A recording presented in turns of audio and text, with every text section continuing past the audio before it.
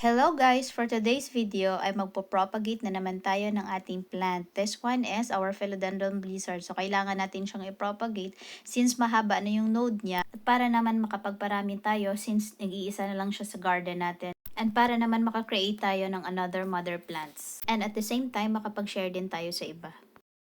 So make sure din na hindi nyo natatamaan yung inyong mga shoot every time na magka-cut kayo ng inyong node. And make sure na nasa-sanitize ninyo ang inyong scalpel or anything na ginagamit ninyo sa pagputol ng inyong mga node. So dito, pinutol ko na lang yung mga dahon kasi nga para naman makapag-focus yung ating plant sa kanyang pagtubo, sa kanyang bagong dahon from shoot.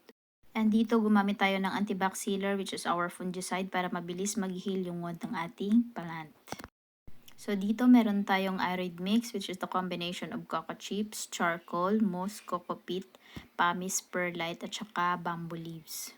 At dito nagdagdag din tayo ng Indo-organic fertilizer para sa nutrisyon ng ating mga tanim. And make sure din na chunky yung gagamitin yung arid mix para naman well draining yung inyong potting mix and at the same time maganda yung soil aeration niya at hindi kayo magka-problema sa root rot. Mabuting nakakahinga yung mga roots ng ating tanim para mas mabilis silang lumago.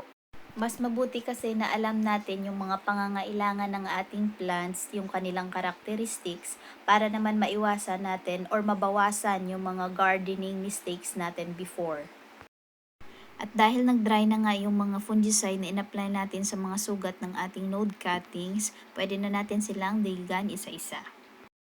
So, I will update ninyo after 1 month para naman makita natin yung resulta ng ating pinopagate na plant. Thank you so much! Bye-bye!